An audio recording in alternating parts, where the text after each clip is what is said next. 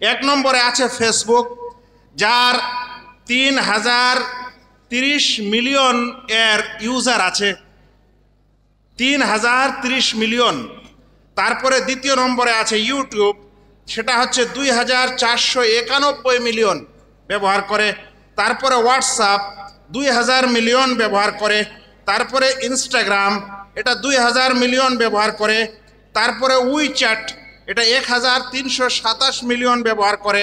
মিডিয়াটা কি জিনিস তার সম্পর্কে কিছু আইডিয়া দেব, যে সোশ্যাল মিডিয়া কাকে বলে।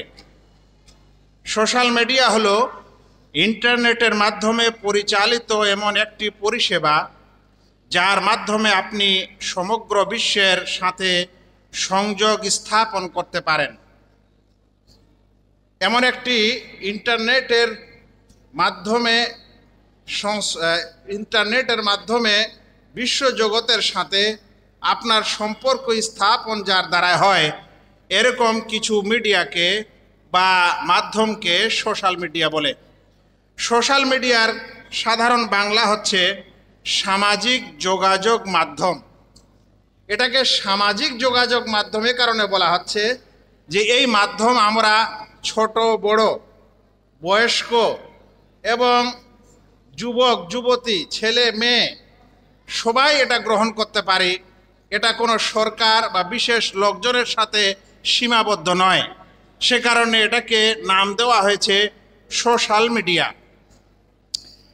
এই সোশ্যাল মিডিয়া বা সামাজিক যোগাযোগ মাধ্যম বর্তমান মানুষের জীবনের সাথে একটি অঙ্গাঙ্গিকভাবে জড়িত বিষয়। মানে যেমন আজ আমাদের পরনের জন্য কাপড় চোপড় আছে, আবার খাবার দাবার প্রয়োজন আছে, ঠিক তেমন বর্তমান যুগে মানুষ এই সোশ্যাল মিডিয়ার সাথে এর সম্পর্ক হয়ে গেছে, যেটা কোনো রকমে মানুষ ছাড়তে পারছে না বা ছাড়ছে না। গ্লোবাল সোশ্যাল মিডিয়া রিপোর্ট অনুযায়ী বিশ্বের প্রায় 4.70 বিলিয়ন লোক, অর্থাৎ গড় জনসংখ্যার 59% মানুষ সোশ্যাল মিডিয়া ব্যবহার করা থাকে। তার মানে প্রত্যেক 100 জনের মধ্যে 60 জন মানুষ এখন সোশ্যাল মিডিয়া এই পৃথিবীতে ব্যবহার করে থাকে। এ কারণে আমাদেরকে এই সোশ্যাল মিডিয়ার ভালো ও মন্দ দিকগুলি অবশ্যই জানতে হবে।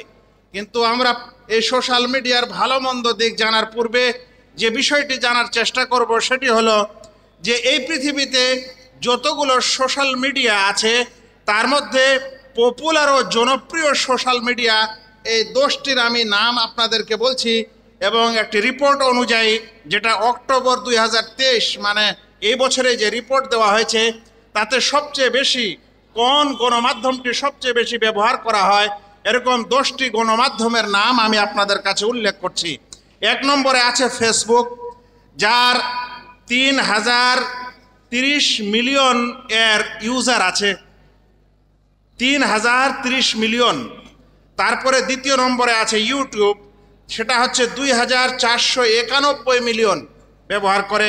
তারপরে হোয়াটসঅ্যাপ 2000 মিলিয়ন ব্যবহার করে। তারপরে ইনস্টাগ্রাম, এটা 2000 মিলিয়ন ব্যবহার করে।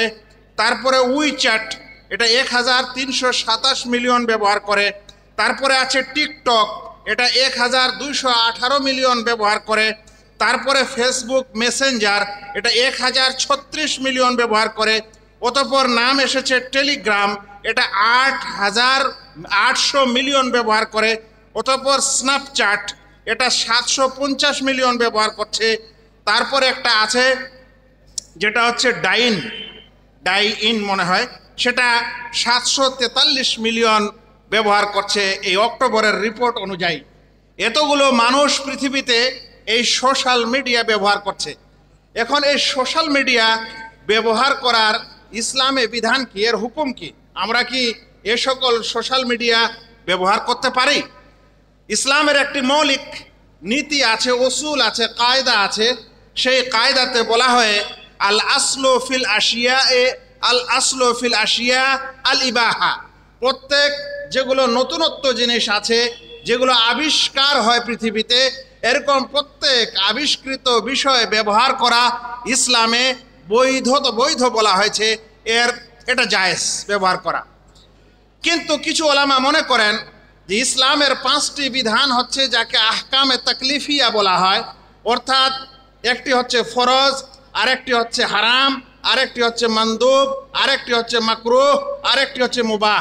তো সোশ্যাল মিডিয়া ব্যবহার করাটাও এই 5টি বিধানে বিভক্ত। কোনো সময় সোশ্যাল মিডিয়া ব্যবহার করা ওয়াজিব হতে পারে। যেমন একটি উদাহরণ হচ্ছে যে আজ যদি আপনি আপনার আশেপাশে ইসলামের প্রতি আক্রমণ করতে দেখেন, কোরআন এবং সুন্নতের প্রতি আক্রমণ করতে দেখেন, কিংবা কোরআন, আল্লাহ এবং তার রাসূলকে গালি দিতে দেখেন, এরকম কোনো বিষয়ে শিক্ষা দেওয়া জরুরি হয়, তাহলে এরকম সময় এ সকল সোশ্যাল মিডিয়ার মাধ্যমে এর উত্তর দেওয়া বা এটা বলা, এটা হচ্ছে আমাদের জন্য অনেক সময় ফরজ। অনেক সময় সোশ্যাল মিডিয়া ব্যবহার করা মানদুব ও মুস্তাহাব হয়। যেমন আজ এ সকল যতগুলো আমরা যন্ত্রপাতি দেখছি, এগুলা কোনো না কোনো রূপে কোনো না কোনো একটা সোশ্যাল মিডিয়ায় ব্যবহার হচ্ছে।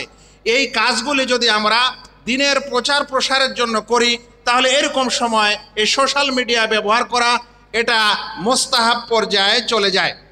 আবার এমনও হতে পারে যে সোশ্যাল মিডিয়া ব্যবহার করা কোনো সময় মুবাহ হতে পারে, যাতে গুনাহ নেই, যাতে কোনো সওয়াব নেই। যেমন ধরে নেন কোনো ব্যক্তি এই সোশ্যাল মিডিয়ার মাধ্যমে বিশ্বের কিছু খবরাখবর পড়ছে বা বিশ্বের কিছু মার্কেটের ভ্যালু জানছে, এরকম আরও ইত্যাদি উদ্দেশ্যে কেউ সোশ্যাল মিডিয়া ব্যবহার করছে। আবার সোশ্যাল মিডিয়া ব্যবহার করা কোনো সময় মাকরুহ হতে পারে। যেমন দেখা গেল আপনার এই মোবাইল এবং সোশ্যাল মিডিয়া ব্যবহার করতে করতে আপনি আপনার নফল ইবাদত ছেড়ে দিচ্ছেন বা ফরজ ইবাদতে অবহেলা করছেন, তাহলে আপনার এরকম সোশ্যাল মিডিয়া ব্যবহার করা ওই সময় মাকরুহ হতে পারে। আবার অনেক সময় সোশ্যাল মিডিয়া ব্যবহার করা হারাম হবে। যেমন কোনো মানুষ যদি সোশ্যাল মিডিয়ায় গান দেখে বা শোনে বা গান ডাউনলোড করে, এভাবে যদি সোশ্যাল মিডিয়ায় জুয়া খেলে, যদি সোশ্যাল মিডিয়ায় উলঙ্গ কিছু দেখে, ফিল্ম, গান, নাচাকাচি, তাহলে এ সকল কিছু ওই সময় এটা হারাম হয়। আমরা কি সোশ্যাল মিডিয়া ছাড়াই জীবনযাপন করব? শেখ সালেহ আল ফৌজান হাফেজাহুল্লাহ বলছেন, পৃথিবীর যেমন বিভিন্ন স্থানে মানুষ বিচরণ করে, যেখানে মানুষ বিচরণ করবে সেখানে দাওয়াত তাবলীগেও থাকতে হবে। যদি সোশ্যাল মিডিয়ায় আজ ভালো মানুষের বিচরণ না হয়, তাহলে এই ফিল্ডটা একেবারেই নোংরা হয়ে যাবে, আর এখানে ভালোর কিছু আশা করা যাবে না। সে কারণে যেখানে মানুষের বিচরণ হয় সেখানে আমাদেরকেও যেতে হবে এবং সেখানে দাওয়াত ও তাবলীগ করতে হবে, যেমন আমরা দুনিয়ার বিভিন্ন প্রান্তে করে থাকি। শেখ সালেহ আল উসাইমিন রাহিমাহুল্লাহ একদা বলছেন, আরা আন্নাহু ইয়াজিবু ইস্তিখদামা ওয়াসাইল আল ইলাম ফি দাওয়াতি ইলাল্লাহ। তিনি বলছেন যে আমি মনে করি অনেক সময় এই সোশ্যাল মিডিয়া ব্যবহার করা আল্লাহর দিকে দাওয়াত দেওয়ার জন্য ওয়াজিব হয়ে যায়। তো সেজন্য ভাইয়েরা, এই বর্তমান যুগের এই সোশ্যাল মিডিয়া যার সম্পর্কে আমাকে আলোচনা করতে দেওয়া হয়েছে, এর বিধানগুলি অনুরূপ। এরপর আমরা জানব এই সোশ্যাল মিডিয়ার মাধ্যমে আমাদের উপকার কি হয়, আমাদের জীবনে কি লাভ আসে। আমি কিছু বলছি। 1 নম্বর, সোশ্যাল মিডিয়ার প্রথম উপকারটি হচ্ছে, বা যে উদ্দেশ্যে সোশ্যাল মিডিয়া বিশ্বে আবিষ্কার হয়েছে, সেটা হলো মানুষের সাথে সংযোগ স্থাপন করা। এক অপরের সঙ্গে যেন আমাদের যেন সম্পর্ক থাকে, এই সম্পর্ক স্থাপনের জন্যই এই সোশ্যাল মিডিয়া আবিষ্কার হয়েছিল।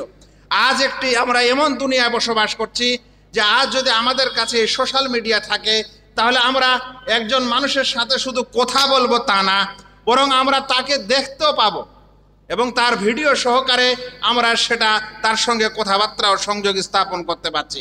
এমনও এক যুগ চলে আসলো যে ডাক্তাররা পর্যন্ত আপনার এই সোশ্যাল মিডিয়ার মাধ্যমে আপনাকে দেখে, আপনার চেক আপ করে আপনাকে ওষুধপত্রও দিয়ে দিচ্ছে। এই সোশ্যাল মিডিয়ার আর একটি লাভের দিক হচ্ছে, এই সোশ্যাল মিডিয়ার মাধ্যমে বর্তমানে পৃথিবীতে মার্কেটিং করা যায়, ব্যবসা বাণিজ্য করা যায়। যেই ব্যবসা বাণিজ্যের সময় আপনার ব্যবসার পণ্য ও সামগ্রী আপনি এই সোশ্যাল মিডিয়ায় অ্যাড দিয়ে মানুষকে দেখাতে পারেন। আবার যারা কিনতে চায় তাদেরকে আপনি কেনার অবসর দিতে পারেন, আর সেই টাকা পয়সা আপনার কাছে চলে আসলে আপনি আবার সেই জিনিসটা তাদেরকে পৌঁছে দিতে পারেন। আজ এমনও কিছু মার্কেটিং হয়েছে যেটা মানুষ আর দোকানে গিয়ে কিনে না, বরং দেখা যাচ্ছে যে অনলাইনে তারা সেখানে অবশ্যই আবেদন করে দিচ্ছে, যেটা নিয়ম নীতি, তারপর সেই বিষয়টি, সেই জিনিসটি, দ্রব্যটি বাড়িতে চলে আসছে। যেমন বিভিন্ন অ্যান্ড্রয়েড মোবাইল কেনার ব্যাপারে মানুষদেরকে এ বিষয়ে বেশি দেখা যায়।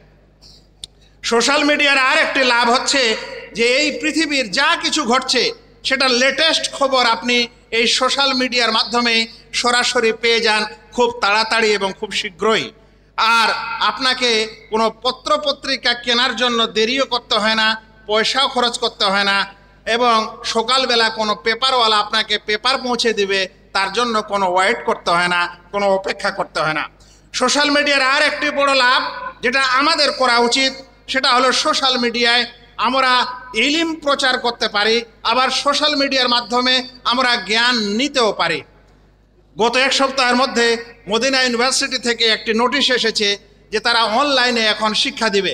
তার মানে আজ আপনি যদি মনে করেন আমি মদিনায় যেতে পারছি না সশরীরে বিভিন্ন কারণে, তাহলে আপনি বাড়ি থেকেই মদিনা ইউনিভার্সিটির স্কলারের কাছে আপনি জ্ঞান শিখবেন। এটা সোশ্যাল মিডিয়ার মাধ্যমেই আমাদের কাছে সম্ভব হয়েছে বা হতে পারে। ভাই সকল, এই সোশ্যাল মিডিয়ার মাধ্যমে মানুষেরা বড় বড় কোর্স করছে, ছোট ছোট কোর্স নয়, ডাক্তারির জন্য নিট, তারপরে আইএএস আইপিএস, যেগুলো দুনিয়ার পড়াশোনা, এ সকল কিছু কোর্স করছে, দিনের কোর্স, বড় বড় শেখ মাশায়েখের দার্স, সেই দার্সের বিশেষ বিশেষ কোর্সে এই সোশ্যাল মিডিয়ার মাধ্যমে মানুষ সেখানে অংশগ্রহণ করছে। এই সোশ্যাল মিডিয়ার মাধ্যমে আবার কিছু মানুষ চাকরিও পাচ্ছে। আজ এই সোশ্যাল মিডিয়ার মাধ্যমে বাড়িতে বসে কিছু মানুষ চাকরি বাকরি করছে, নিজের রোজগারেরও ব্যবস্থা করে নিচ্ছে।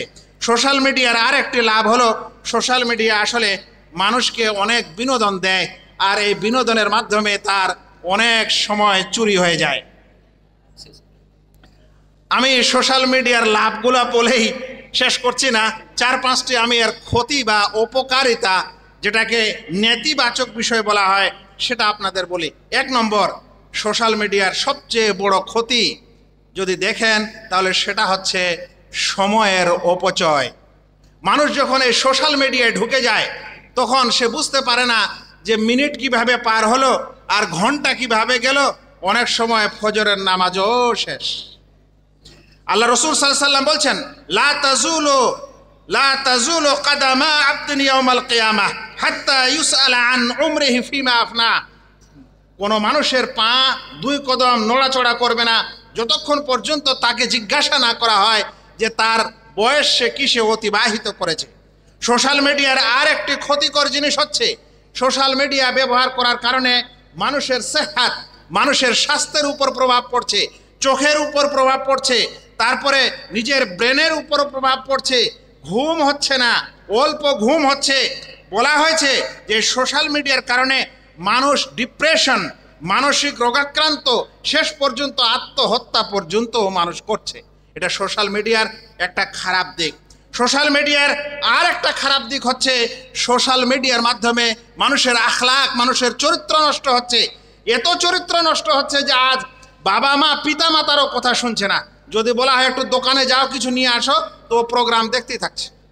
সোশ্যাল মিডিয়ার কারণে মানুষের কথাবার্তা এবং নড়াচড়াও বিভিন্ন রূপ ধারণ করেছে। আজে বাজে ইত্যাদি কথা কিছু বুঝাই যায় না। কেউ বলছে শাকালাকা বুম বুম। এই শাকালাকা বুম বুম আবার কি জিনিস রে বাবা? এর না কোনো মানে আছে না মাথা মুন্ডু আছে? যেমন এই কথাগুলো একেবারে কদাচিৎ, ঠিক তেমন এর শব্দগুলোও কদাচিৎ। আবার সোশ্যাল মিডিয়ার আর একটা অন্ধকার জগৎ আছে, যেই জগৎকে মানুষ খুব নির্জনেই দেখে ফেলে বা নির্জনেই সব কিছু করে, সেটা হচ্ছে পর্ন, যাকে বলা হয় উলঙ্গ ছবি দেখা। এই সোশ্যাল মিডিয়ায় এই দিকটা সবচেয়ে খারাপ দিক। আল্লাহু আকবার। এরকম ছোট ছোট বাচ্চার হাতে যদি একদিন এই খারাপ ছবিটা চলে আসে বা এই খারাপ ফিল্মটা চলে আসে, তারপর সে যদি দেখে নেয় তার মস্তিষ্কে কি প্রভাব পড়বে, তার জীবনে কি প্রভাব পড়বে, সে সব সময় ওই জিনিসটার সম্পর্কে চিন্তা ভাবনা করে। এগুলা করতে করতে মানুষের যেমন ব্যবহার নষ্ট হয়, চরিত্র নষ্ট হয়, তার বুদ্ধি নষ্ট হয়, পড়াশোনা নষ্ট হয় এবং সব কিছুই শেষ পর্যন্ত নষ্ট হয়। এগুলা জেনা ও ব্যভিচারের অন্তর্ভুক্ত। প্রিয় নবী সাল্লাল্লাহু আলাইহি সাল্লাম বলছেন, ফাজিনাল আইন আন নাদার, চোখের জেনা হচ্ছে দেখা, ওয়া জিনাল লিসান আল মান্তিক, আর এই মুখের জেনা হচ্ছে বলা। ওয়াল ফারজ ইউসাদ্দিকু যালিকা আও ইউকাযযিব, আর লজ্জাস্থান সেটা করে ফেলে, না হলে সেটা প্রত্যাখ্যান করে। এই সোশ্যাল মিডিয়ার কারণে মানুষের মধ্যে খারাপ অভ্যাস, আল্লাহু আকবার, যেগুলো বলতেও লজ্জা লাগে, এরকম জিনিস আমাদের সমাজে চলে এসেছে। সোশ্যাল মিডিয়ার আর একটা প্রভাব হচ্ছে, খারাপ প্রভাব হচ্ছে, এটা কথা বলে শেষ করব, যে সোশ্যাল মিডিয়ায় আজ বহু ধরনের দোয়াতুজ জালাল, যারা ভ্রষ্ট দায়ী, সেই দায়ীরা তারা এমন করে নিজের কথাবার্তা বলছে যে মানুষ সত্যিকারে আলেম যারা, তাদের কাছে না শুনে দেখা গেল যারা ভ্রষ্ট দায়ী তাদেরই সে মুরিদ হয়ে গেছে এবং তাদেরই সে কথাবার্তা শুনছে। এমনও হয় যারা একেবারে মূর্খ, একেবারে জাহেল, কিছুই বুঝে না, কিন্তু গলায় একটু সুর আছে, সেই সুর শুনেই সে মুগ্ধ, সে মনে করে এর চেয়ে বড় আলেম মনে হয় আর কেউ হয় না। অন্যদিকে যেগুলো শুভা, যেগুলো সংশয়, যেমন খারেজি সংশয়, তারা এমনভাবে পেশ করে যে একজন যুবক শুনলে সে তৎক্ষণাৎ জিহাদের জন্য প্রস্তুত হয়ে যায়। এভাবে সংশয়ের মধ্যে রয়েছে বিদআতি সংশয়। আহলে কোরআন তারা নিজের সেই দাবিগুলোকে এমনভাবে প্রস্তুত করে যে একজন মানুষ সুন্নাহকে অস্বীকার করতে লাগে, সুন্নাহর সম্পর্কে সংশয় চলে আসে। এই সোশ্যাল মিডিয়ার মাধ্যমে যত সব পীর ফকির ও মুরিদ আছে, তাদের যত সব জিকির ও আজকার ও হালাকা আছে, তাদের সব কিছুই এখন মানুষের কাছে পৌঁছে গেছে। এরকম জঘন্য কিছু প্রভাব আমাদের সমাজে এই সোশ্যাল মিডিয়ার কারণে আমাদের কাছে চলে এসেছে। সবচেয়ে বড় কথা হলো, অনেক সময় সোশ্যাল মিডিয়ার মাধ্যমে আমাদের নিজস্ব বায়োডাটা চুরি হয়ে যায়, যেগুলো আমরা টিপাটিপি করে পাসওয়ার্ড দিয়ে ইত্যাদি করে রাখি, সেই সকল ডকুমেন্টস চুরি হয়ে যায়। কোনোদিন আপনার লাখো কিংবা মিলিয়ন বিলিয়ন টাকাও উধাও হয়ে যেতে পারে, আর আপনার সব কিছু নথিপত্র গায়েব হয়ে যেতে পারে। আপনি অনেক সময় এটা বুঝতেও পারবেন না। ভাইরা, এই সোশ্যাল মিডিয়ার অপচয়, এই সোশ্যাল মিডিয়া থেকে বাঁচার জন্য, মানে এর ক্ষতি থেকে বাঁচার জন্য একটা কাজ আমাদেরকে করতেই হবে, সেটা হলো যে আমরা যেন সময়ের সঠিক ব্যবহার করতে শিখি। মানুষের মন চায়, আপনার মন চায় ডেলি খাসির গোস্ত খাওয়া, মন চায় মাগুর মাছ খাওয়া, কিন্তু আপনি ডেলি খান। যেভাবে আপনি আপনার মনকে এখানে লাগাম দেন, ঠিক সোশ্যাল মিডিয়ায় আপনার মনটা চাচ্ছে যে একবার হোয়াটসঅ্যাপে যাব, একবার ফেসবুকে যাব, একবার ইউটিউবে যাব। এখানে আপনার মনকে সেভাবে নিয়ন্ত্রণ করতে শিখতে হবে, নচেত হবে না। সোশ্যাল মিডিয়ার সম্পর্কে বাচ্চাদেরকে সতর্ক রাখতে হবে এবং পিতামাতা বিশেষ করে তাদের হাতে যেন মোবাইল বিশেষ এক সময় দেয়, সব সময় না দেয়। তারা নিজের ঘরে এবং ইত্যাদিতে যা কিছু দেখছে সেটা যেন অবশ্যই সার্চ করে দেখে এবং বুঝে যে তার ছেলে ও সন্তান কোন দিকে যাচ্ছে। আমি অল্প সময়ের মধ্যে আমার কথাগুলো এখানে শেষ করলাম। আল্লাহ তাআলার কাছে দোয়া করি, আল্লাহ যেন আমাদের সকলকে এই সোশ্যাল মিডিয়ার অনিষ্ট থেকে দূরে রাখেন এবং এগুলোকে কম করে হলে মানদুব ও মুস্তাহাব কাজে ব্যবহার করার তৌফিক দান করেন।